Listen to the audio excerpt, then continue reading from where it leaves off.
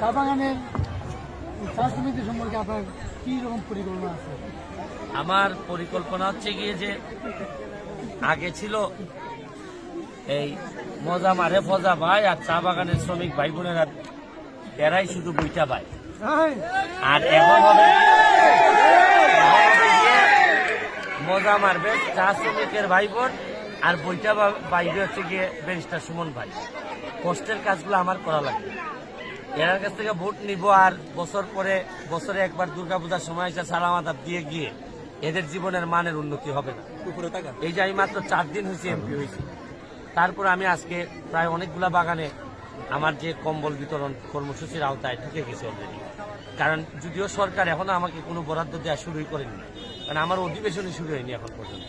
তারপরও ঠান্ডা তো আর বসে নাই, মানুষের তো ঠান্ডা লাগতেছে। মানুষ তো আর এটা ভাববে না যে আপনি বরাদ্দ পাইছেন কি পান নাই, মানুষ বলবে তোমার ভোট দিচ্ছি তুমি এখন আমার কম্বল দাও, আমার যেন কোনো ঠান্ডা না লাগে। তবে আমি একটা কাজ আমি করতে পারি, শুধু করবো যেটা, এটা হচ্ছে ভোট আমি এইবারই চাইছি।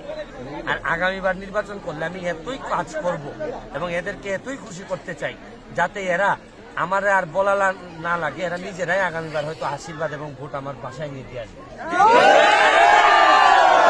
আর আরেকটা জিনিস চাচ্ছি যে চা বাগান থেকে নেতৃত্ব তৈরি হোক। একদিন আমি দেখে যেতে চাই চা বাগানের ছেলে মেয়েরা এসে আমারে বলবে যে বহুত হয়েছে ব্যারিস্টার সুমন, এবার আমি এমপি পদে দাঁড়াইছি, এবার আপনি আমারে ভোট দিবেন।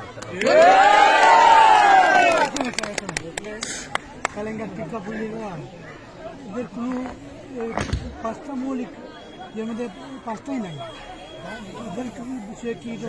আমি আদিবাসী চা শ্রমিক ভাই বোন যারা আছেন এবং আমার যারা আরো উপজাতি যারা আছেন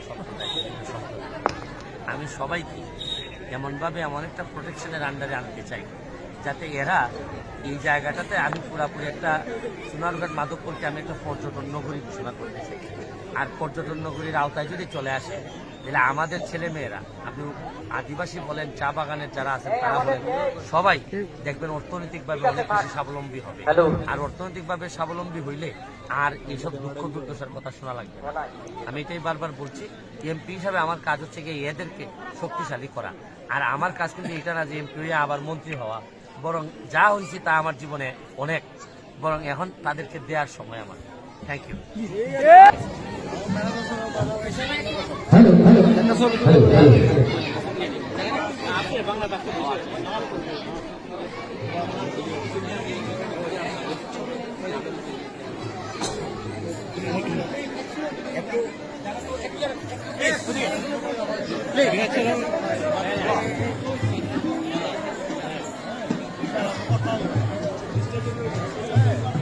খালি করো। আচ্ছা, আমাদের একটা অনুষ্ঠান আছে তো ভাই, প্লিজ খালি করো।